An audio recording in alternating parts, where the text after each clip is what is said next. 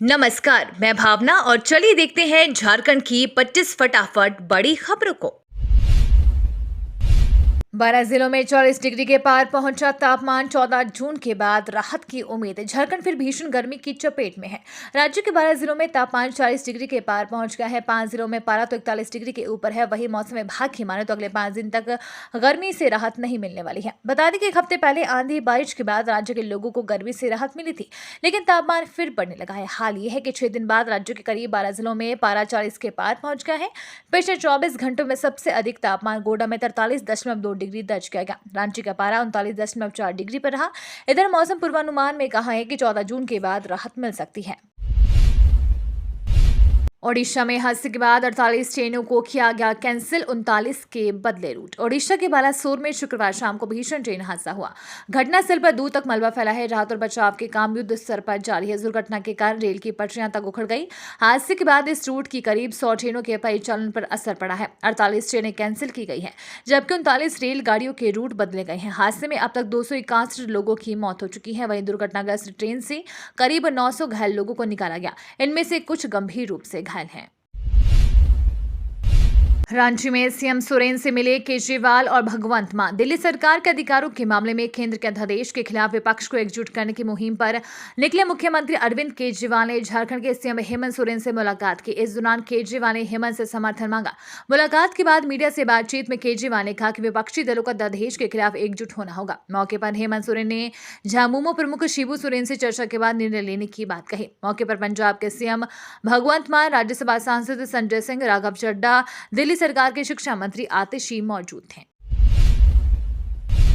पारसनाथ में 1 करोड़ के नामी नक्सली की एंट्री से पुलिस प्रशासन अलर्ट। भाकपा माओवादी संगठन के central committee member Prayag Manjhi उर्फ विवेक दा उर्फ पूछना उर्फ नागो मांझी उर्फ करंदा ने पारसनाथ की कमान संभाली है। सूत्रों से मिली जानकारी के अनुसार विवेक दा ने पारसनाथ में अपनी एंट्री भी दे दी है। विवेक दा पर 1 करोड़ का इनाम है और ये माओवादी संगठन का सबसे चालाक और बड़ा नक्सली है।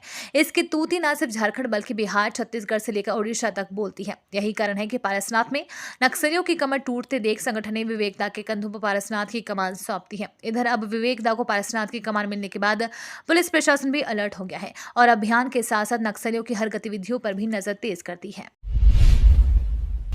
पीएससी ने जारी किया कक्षा 8वीं का रिजल्ट। स्कूल प्रिंसिपल कर सकेंगे चेक। झारखंड एकेडमिक काउंसिल ने 3 जून 2023 को जैक कक्षा 8वीं का रिजल्ट 2023 घोषित कर दिया है। झारखंड बोर्ड कक्षा 8वीं की परीक्षा देने वाले छात्रों के स्कूल प्रिंसिपल आधिकारिक वेबसाइट jekresults.com या jekjharkhand.government.in पर अपने स्कोर डाउनलोड कर सकते हैं। उड़ीसा में ट्रेन हादसे को लेकर सीएम हेमंत ने घायलों के जल्द ठीक होने की कामना की। उड़ीसा के बालासोर में शुक्रवार को हुए ट्रेन हादसे में अब तक 238 लोगों की जान चली गई है, जबकि 900 से अधिक लोग घायल हैं। इस हादसे ने पूरे देश को झकझोर कर रख दिया है। देश के प्रधानमंत्री नरेंद्र मोदी, राष्ट्रपति द्रौपदी मुर्मू, उड़ीसा के सीएम नवीन पटनायक के साथ झारखंड के सीएम हेमंत सोरेन ने भी ट्वीट कर दुख जताया है।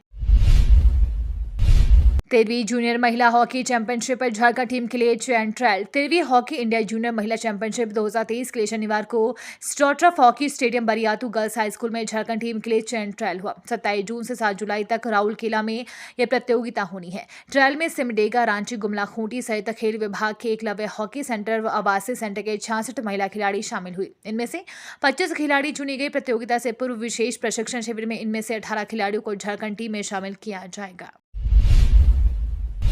केंद्र के अध्यादेश के विरोध में केजरीवाल का साथ देंगे हेमंत सोरेन। झारखंड मुक्ति मोर्चा ने शुक्रवार को ऐलान किया कि वह दिल्ली में प्रशासनिक सेवाओं के नियंत्रण के मसले पर केंद्र के अध्यादेश का विरोध में आम आदमी पार्टी का समर्थन करेगी। दिल्ली के मुख्यमंत्री अरविंद केजरीवाल और पंजाब के मुख्यमंत्री भगवंत मान ने सीएम सोरेन ने मुलाकात की और केंद्र के रवैये पर गंभीर चिंता जताई। बैठक के बाद एक प्रेस कॉन्फ्रेंस को संबोधित करते हुए झारखंड के मुख्यमंत्री हेमंत सोरेन ने केंद्र सरकार पर निशाना साधते हुए कहा कि लोकतंत्र पर केंद्र का हमला गंभीर चिंता की बात है। झारखंड मुक्ति मोर्चा संसद में केंद्र के अध्यादेश के खिलाफ आम आदमी पार्टी का समर्थन करेगी।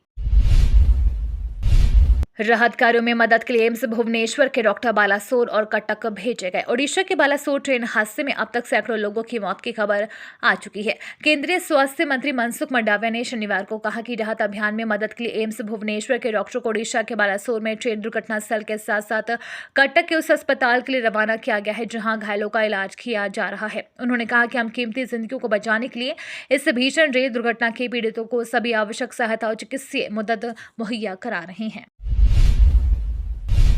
पीएम मोदी ने घटनास्थल का किया दौरा, अब घायलों से मिलने जाएंगे अस्पताल। प्रधानमंत्री नरेंद्र मोदी ने ओडिशा में हुए ट्रेन हादसे की जगह का दौरा किया।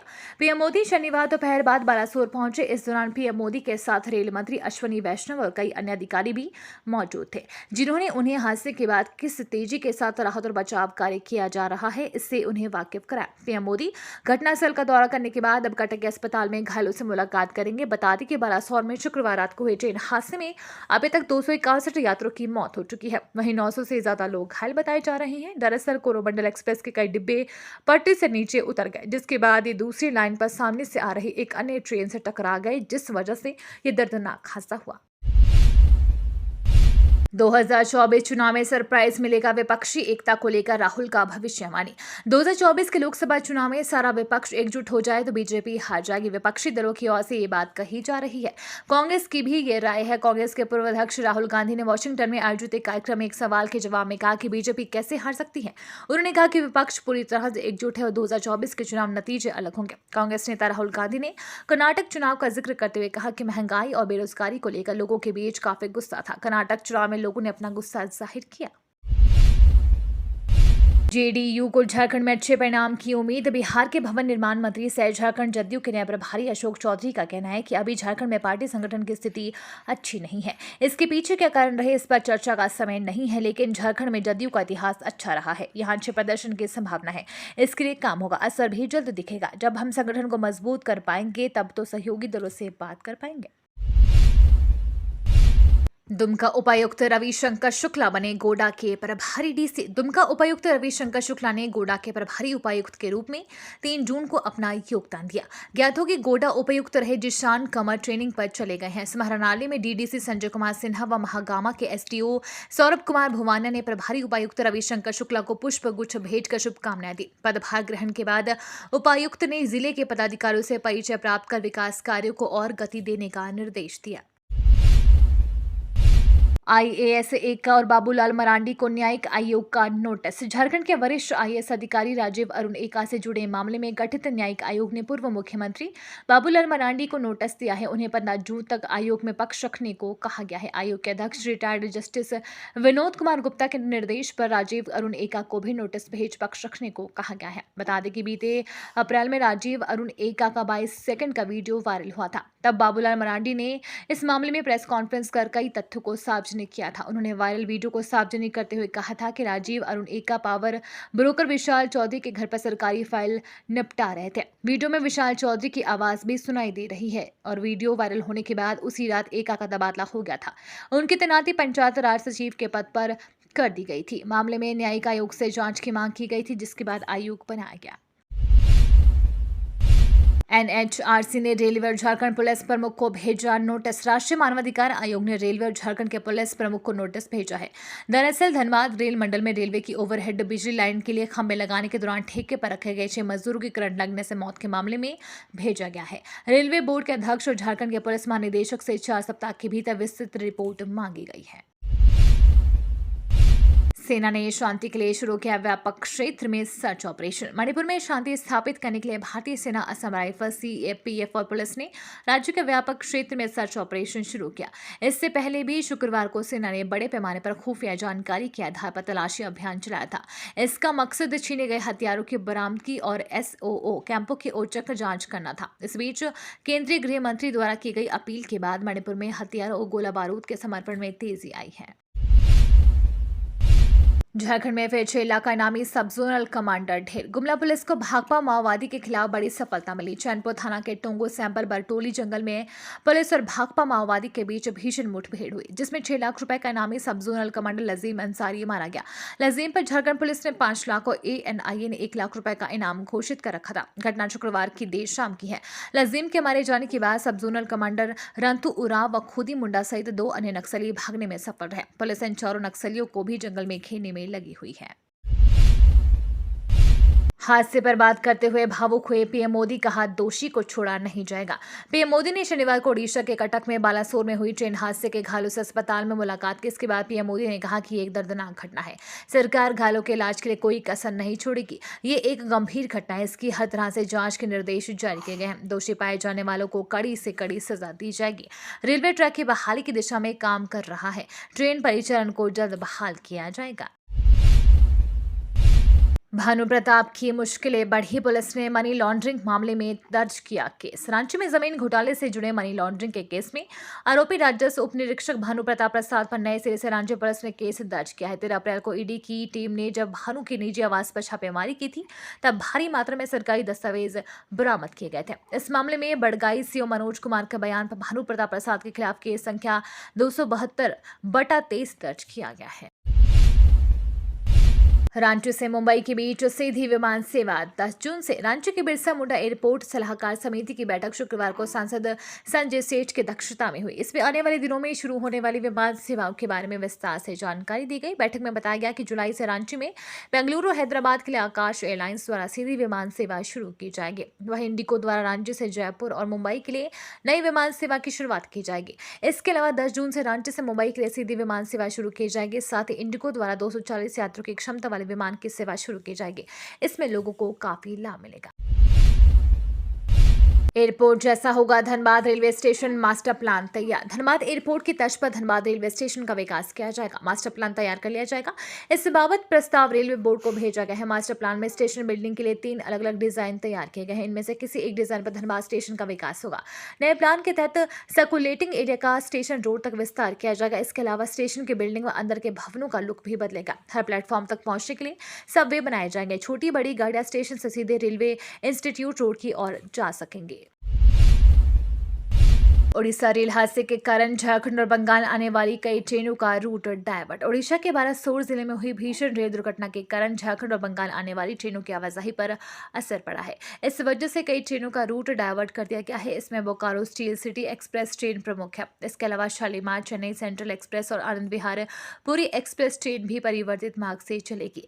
बता दें कि कल हादसे के बाद से ही कई ट्रेनों को रद्द कर दिया गया था। झारखंड कर्मचारी चयन आयोग प्रयोगशाला सहायक परीक्षा के 4000 आवेदन निरस्त। झारखंड कर्मचारी चयन आयोग ने प्रयोगशाला सहायक प्रतियोगिता परीक्षा 2023 के लिए मिले आवेदनों में से करीब 4000 आवेदन रद्द कर दिए हैं।